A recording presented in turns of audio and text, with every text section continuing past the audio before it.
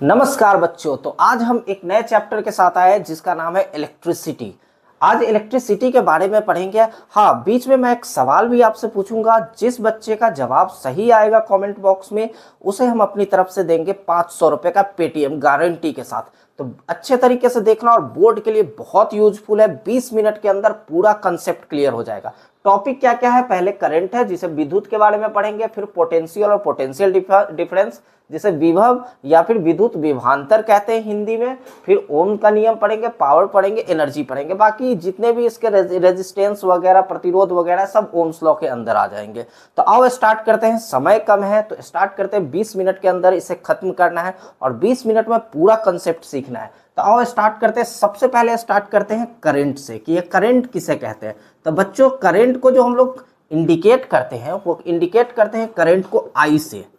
और जब आवेश का प्रवाह होता है, आवेश का यानी फ्लो ऑफ चार्ज, जब rate of flow of charge, भैया जब चार्ज फ्लो होगा तो कुछ ना कुछ समय तो लेगा ना।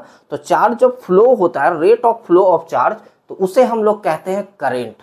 तो सर हिंदी में कैसे समझाएंगे? तो हिंदी में कहते हैं जब आवेश के प्रवाह के दर को हम लोग करंट या विद्युत धारा कहते हैं। विद्युत धारा किसे कहते हैं? आवेश के प्रवाह को, दर को, है ना। आवेश के प्रवाह को, दर को विद्युत धारा कहते हैं। इसका सिंबलाइज कैसे करते हैं? करंट को आई से, और आई का फॉर्मूला हो जाएगा आवेश। आवेश को सिंबलाइज करते हैं क्यू से, और आवेश बट्टा समय, यानी करंट का सूत्र क्या हो गया? आवेश बट्टा समय।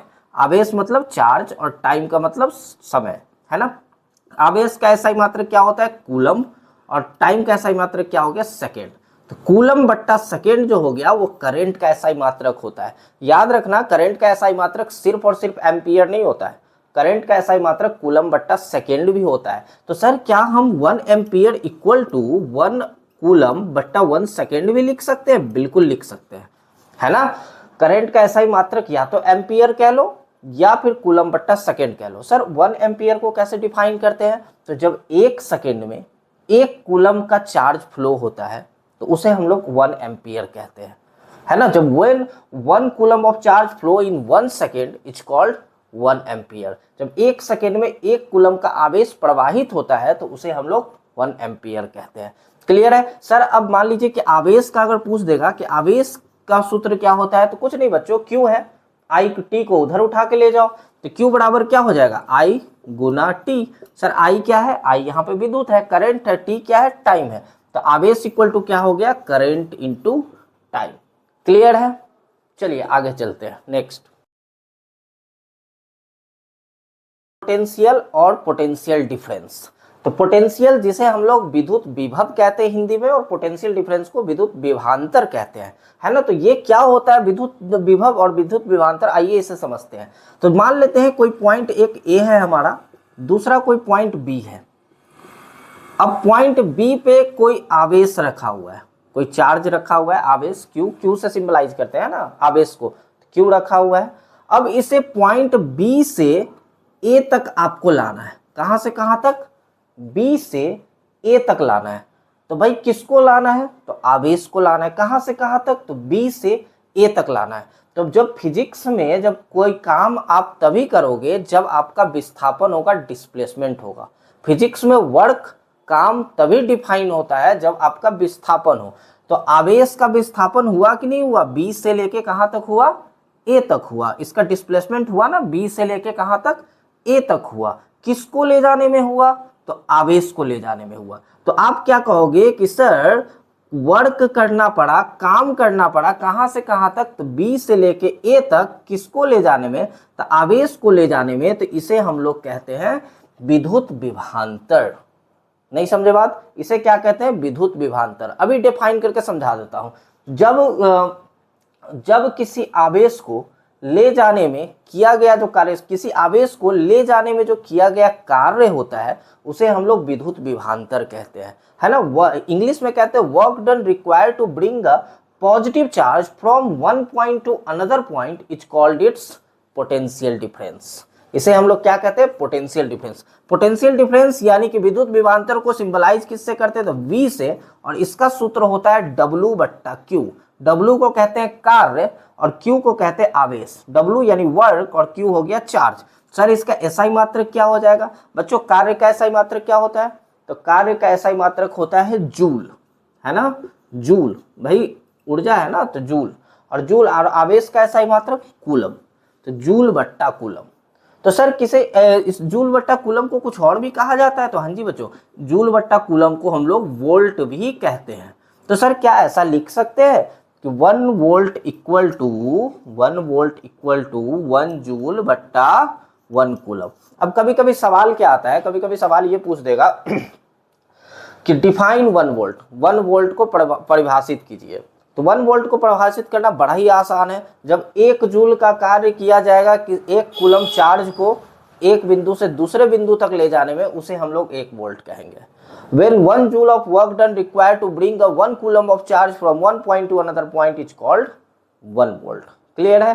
तो इसे हम लोग 1 वोल्ट कहते हैं, और यही होता है विद्युत विभवांतर और विद्युत विभव। ठीक है, अब इसमें वर्क का फॉर्मूला क्या हो जाएगा? तो बड़ा ही सिंपल, Q को उधर उठा के ले जाओ तो V इंटू क्यू, ये हमारा वर्क का फॉर्मूला हो गया। ठीक है, क्लियर है? अब आगे चलते ओम्स लॉ की तरफ।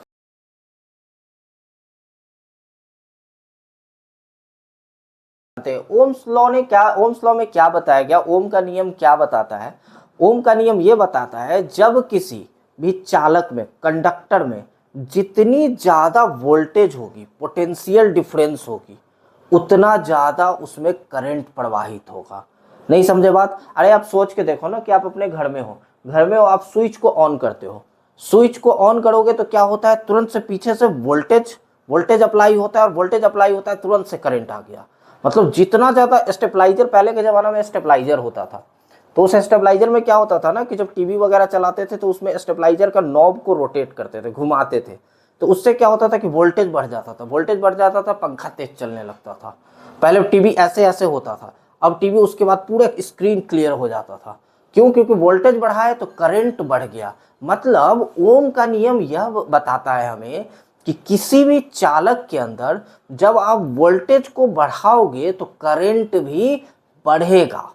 मतलब सीधी सीधी बात है, किसी भी कंडक्टर में potential difference voltage directly proportional होता है करंट का। मतलब अकॉर्डिंग टू ओम्स लॉ, परीक्षा में लिखना हो तो कैसे लिखेंगे?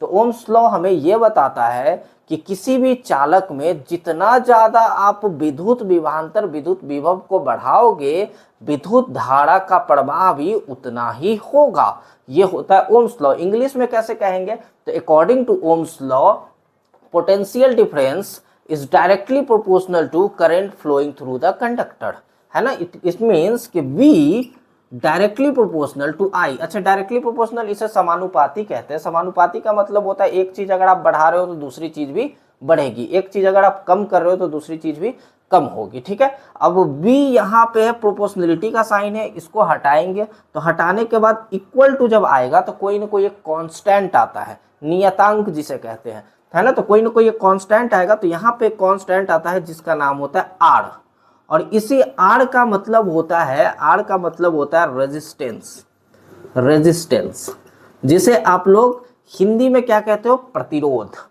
रेजिस्टेंस का मतलब होता है करंट को रोकना।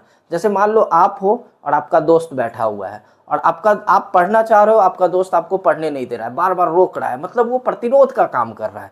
तो यहाँ पे जो ये रेजिस्टेंस R है ना, ये भी क्या कर रहा है पता है? ये करंट को रोक रहा है, करंट को फ्लो होने से रोकता है। जितना मान लो कि बहुत ज्यादा अमाउंट में करंट जा रहा है, रेजिस्टेंस आप लगा दो, करंट का अमाउंट कम हो जाएगा वहां पे। तो रेजिस्टेंस का काम होता है करंट को अपोज करना, रोकना, तो फ्लो को रोकना। ठीक है, अब ये रेजिस्टेंस का सर एसआई मात्रक कुछ होता है? बिल्कुल होता है, ओम्स लॉ से निकला है, तो इसीलिए इसका एसआई मात्रक जो हो गया वो होता है ओम।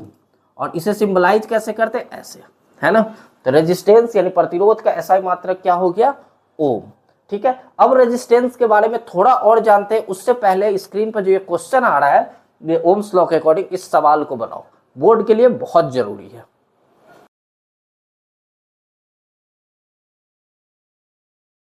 ठीक है, बना लिए। अब आ जाओ रेजिस्टेंस के ऊपर कि रेजिस्टेंस, प्रतिरोध किस किस चीज पे निर्भर करता है, क्या होता है, इसके बारे में समझते हैं। रेजिस्टेंस को पहले इंडिकेट किस चीज से करते हैं? R से। इसका काम क्या होता है, तो करंट के फ्लो को रोकना, विद्युत के प्रवाह को रोकना, वही काम होता है रेजिस्टेंस का, प्रतिरोध का, है ना, रेजिस्टेंस का। अब रेजिस्टेंस किस किस चीज पे निर्भर करता है? अब देखने से तो लग रहा है कि sir V equal to I R आ गया सूत्र, बिल्कुल ओम्स लॉ के अकॉर्डिंग। तो इसका मतलब R इक्वल टू जो हो जाएगा वो V बट्टा आई। देखने से लग रहा है कि रेजिस्टेंस, प्रतिरोध जो है वो V पे, वोल्टेज पे, और करंट I पे डिपेंड करता है, पर नहीं बच्चों, इस पे ये निर्भर नहीं करता है। रेजिस्टेंस जो निर्भर करता है भैया, ये कांस्टेंट है ना, नियतांक है ना, इस पे निर्भर थोड़ी करेगा। वोल्टेज बढ़ा दोगे, करंट बढ़ा दोगे, तो रेजिस्टेंस के बढ़ने घटने से कोई मतलब थोड़ी है। मतलब ये रेजिस्टेंस निर्भर करता है किस पे, किस पे? सवाल पूछता है कि factors on which resistance of conductor depend, कौन कौन से ऐसे कारण है जिस पे प्रतिरोध निर्भर करता है?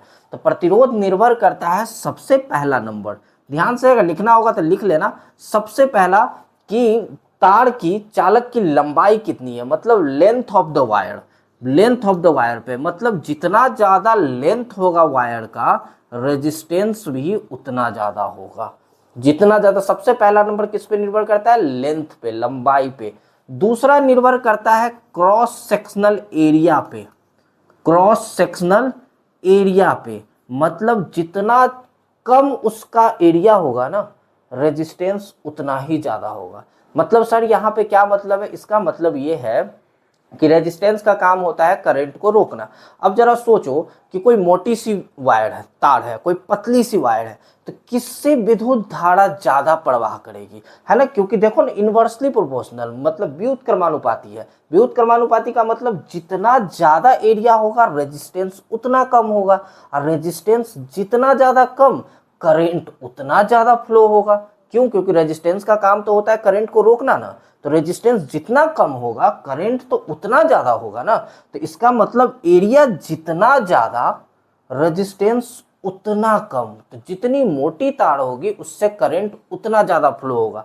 ये भी सवाल पूछता है कि थिक वायर से करंट ज्यादा फ्लो होगा या थिन वायर से? तो ऑब्वियसली थिक वायर से, उससे करंट, यानी मोटे से वायर से ज्यादा करंट फ्लो होगा। क्यों? क्योंकि रेजिस्टेंस उसमें कम होता है। तो रेजिस्टेंस किस किस चीज पे डिपेंड करता है? सबसे पहले लेंथ पे, दूसरा क्रॉस सेक्शनल एरिया पे, और तीसरा टेम्परेचर पे भी डिपेंड करता है ये, है ना। तो सवाल पूछा जाता है कि रेजिस्टेंस किस किस चीज पे डिपेंड करता है? तो सबसे पहला number length of the wire, दूसरा नंबर आप क्या लिखोगे? क्रॉस सेक्शनल एरिया, और तीसरा टेम्परेचर, यानी टेम्परेचर मतलब नेचर ऑफ, और चौथा नेचर ऑफ द मटेरियल भी होता है, बट तीन ही लिखोगे सफिशियंट है टेम्परेचर पे। ठीक है, तो फिलहाल इस पे आगे आते, इसका मतलब इसका क्वेश्चन सर क्या होगा? तो इसका मतलब इसको ऐसे लिख सकते हैं कि रेजिस्टेंस किस पे? तो लेंथ ऑफ द वायर, यानी किसका है? तो समानुपाती है, तो एल ऊपर चला जाएगा। ये क्या है? ए इनवर्सली प्रोपोर्शनल है, तो ये नीचे आ जाएगा, प्रोपोर्शनलिटी का साइन है एल ए, और इस पे डिपेंड करता है। अब आपको पता है कि जब प्रोपोर्शनलिटी का साइन हटाएंगे, इसको जब हटाएंगे, इक्वल टू का साइन लाओगे, तो कोई ना कोई एक कांस्टेंट आता है। तो बिल्कुल यहाँ पे एक कांस्टेंट आता है जिसे हम लोग कहते हैं रो, ऐसे बनाते हैं इसको रो, और ये रो इक्वल टू क्या हो गया? आर इक्वल टू क्या होगा? Rho L by A. तो रेजिस्टेंस का सूत्र क्या हो गया? Rho L by A, L by A. तो रो क्या होता है? इसे कहते हैं रेजिस्टिविटी। ये रो क्या होता है? रेजिस्टिविटी। एल क्या हो गया? लंबाई, और ए क्या हो गया? एरिया। जब तक नेक्स्ट टॉपिक पे आते हैं, तब तक ये स्क्रीन पे जो सवाल है इसको जल्दी से बना लो।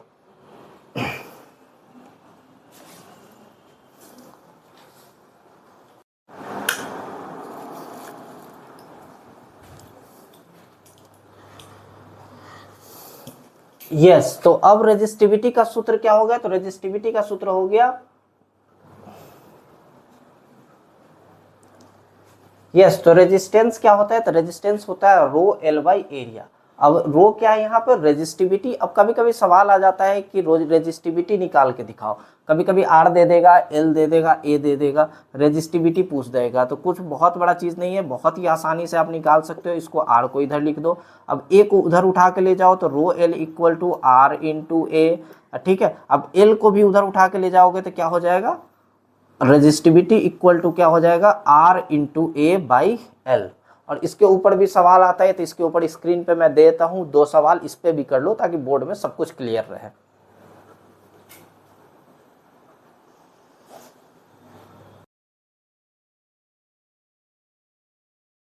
ठीक है बच्चों, अब आते हैं कि रेजिस्टेंस जो होता है उसको कंबाइन कैसे करते हैं, जोड़ते कैसे, तो उसे जोड़ने का दो तरीका होता है। एक होता है श्रेणी क्रम जिसे श्रृंखला कहते हैं, सीरीज कनेक्शन कहते हैं। दूसरा होता है पैरेलल कनेक्शन जिसे हम लोग समानांतर कहते हैं, है ना, समांतर जब उसको जोड़ते हैं तो उसे हम लोग कहते हैं पैरेलल कनेक्शन। तो सीरीज कनेक्शन में जो रेजिस्टेंस होता है वो होता है आर इक्विवेलेंट का formula R1 plus R2 plus R3 dot dot dot dot N तक। और पैरेलल में जो होता है वो होता है R by equivalent equal to 1/R1 plus 1/R2 dot dot dot dot 1/Rn तक, जहां तक रहे। ठीक है, कुछ भी नहीं, आर दिया रहेगा, ओम दिया रहेगा, इसको आप इजीली बना सकते हो, सीरीज कनेक्शन और पैरेलल कनेक्शन। अच्छा, अब सबसे बड़ा सवाल आता है कि सर सीरीज और पैरेलल पहचानेंगे कैसे। तो सीरीज कनेक्शन में हमेशा याद रखना श्रेणी क्रम के अंदर करंट जो होता है आई वो रहेगा सेम, हमेशा सेम रहेगा। करंट देखना सीरीज वाले में हमेशा सेम रहता है, और वोल्टेज जो होगा V वो हमेशा चेंज होता रहेगा, चेंज रहता है, डिफरेंस रहता है। दोनों वोल्टेज जो रहेगा ना हर जगह ओम में, वो वोल्टेज इसका चेंज रहेगा पर करंट सेम रहेगा। और लेकिन पैरेलल वाले में ठीक इसका उल्टा, यहाँ पे करंट सेम नहीं रहेगा और वोल्टेज जो रहेगा वो सेम रहेगा पैरेलल वाले में। ये दो तरीका है पता करने का। तीसरा तरीका ये भी है कि सीरीज वाला देखोगे कि एक साथ एक एंड से दूसरा एंड, एक एंड से दूसरा एंड जुड़ा हुआ है। अभी मैं स्क्रीन पे इसका डायग्राम भी दिखा देता हूं और इसका सिंबल भी दिखा दूंगा, जो कि बड़ा ही इलेक्ट्रिक सर्किट का कभी कभी सवाल ये भी पूछ देता है कि ये विद्युत परिपथ को ड्रॉ कीजिए या फिर इलेक्ट्रिक सर्किट को ड्रॉ कीजिए। तो इलेक्ट्रिक सर्किट भी स्क्रीन पे मैं दिखा रहा हूं और आपके सामने इसका डेरिवेशन भी दिखा रहा हूं कि कभी कभी सवाल अगर पूछ जाए कि इसको डिराइव कैसे करते हैं। अगर किसी बच्चों को डाउट हो कि डिराइव कैसे करना है तो कमेंट में जरूर लिख देना, मैं इसका डेरिवेशन का एक अलग से वीडियो बना दूंगा। बड़ा ही सिंपल है, बहुत ईजी है और इसके बेसिस पर सवाल भी दे रहा हूँ, स्क्रीन पे सब कुछ लिखा हुआ है, आप देख लो ढंग से। चलो बच्चों, अब अगला आता है जूल्स लॉ, यानी जूल का नियम। जूल का नियम क्या कहता है, तो जूल का नियम कहता है, आप जरा सोच के मुझे एक बात बताओ, जरा सोच के बताना कि अगर किसी कंडक्टर में, किसी भी चालक में जितना ज्यादा आप करंट बढ़ाओगे, करंट को बढ़ाते गए तो ऑब्वियसली वो गर्म तो होगा ना। जितना ज्यादा आप करंट बढ़ाओगे उतना ज्यादा वो गर्म होता जाएगा। तो कहता है कि H जो होता है हीट डायरेक्टली प्रोपोर्शनल होता है आई स्क्वायर के। हीट जो होता है वो डायरेक्टली प्रोपोर्शनल होता है आर के। ऑब्वियसली सर आर के कैसे ये प्रोपोर्शनल हुआ, तो आर के प्रोपोर्शनल हुआ कि जितना ज्यादा आपका हीट होगा उतना ज्यादा प्रतिरोध होगा, और प्रतिरोध होगा जितना ज्यादा उतना करंट हो जाएगा, तार ब्रेक हो जाएगा, वहां से टूट जाएगा, करंट खत्म हो गया वहां से। तीसरा जो होता है वो H जो होता है वो प्रोपोर्शनल होता है T के। तो इसीलिए जूल्स लॉ में लिखते हैं H equal to I square R T. Sir अब सवाल अगर जूल्स लॉ पूछेगा तो कैसे लिखेंगे, तो according to Joule's law heat, पहला नंबर में heat is directly proportional to current का स्क्वायर, मतलब स्क्वायर ऑफ करंट। दूसरा होता है heat directly proportional to resistance. तीसरा होता है heat directly proportional to time, और नीचे लिख देना H equal to I square R T. Sir Hindi में कैसे लिखेंगे, तो जूल के नियम के अनुसार ये जो हीट होता है आपका, ये हीट जो होता है समानुपाती होता है किसके, तो विद्युत धारा के स्क्वायर के, फिर प्रतिरोध का, फिर समय का, और इसको लिख देना heat equal to H equal to I square R T. और ये हो गया जूल का नियम। और इसके बेसिस पे दो सवाल है स्क्रीन पे, 2 सवाल 3 सवाल, उसको आप इजीली जल्दी से बना लो। ठीक है बच्चों, तो आगे आता है पावर। तो पावर क्या होता है कि पावर होता है रेट ऑफ डूइंग वर्क, है ना। किसी समय में आप जितना कार्य करते हो उसे हम लोग कहते हैं पावर। पावर का जो सूत्र होता है वो होता है, 3 सूत्र यहाँ पे यूज होगा। आपका जो जनरली जो क्वेश्चन बनते हैं वो इन्हीं 3 सूत्र से बनेंगे, या तो पावर इक्वल टू W/T से, कार्य बट्टा समय से, या फिर power equal to VI। VI तो V तो पता है आपको वोल्टेज, I क्या हो गया करंट, और दूसरा जो बनता है वो बनता है आई स्क्वायर आर से। ठीक है, अब इसका जो डिटेल पूरे इलेक्ट्रिसिटी का अगर वीडियो आपको चाहिए तो आप एक बार कमेंट में बता दो, मैं इसे पूरा डिटेल में वीडियो बना के दे दूंगा, 40-45 मिनट का होगा। और ऐसे ही नेक्स्ट चैप्टर के लिए छोटे छोटे शॉर्ट्स वीडियो के लिए, छोटे छोटे इन शॉर्ट्स के लिए आप अगर हमें सब्सक्राइब कर लो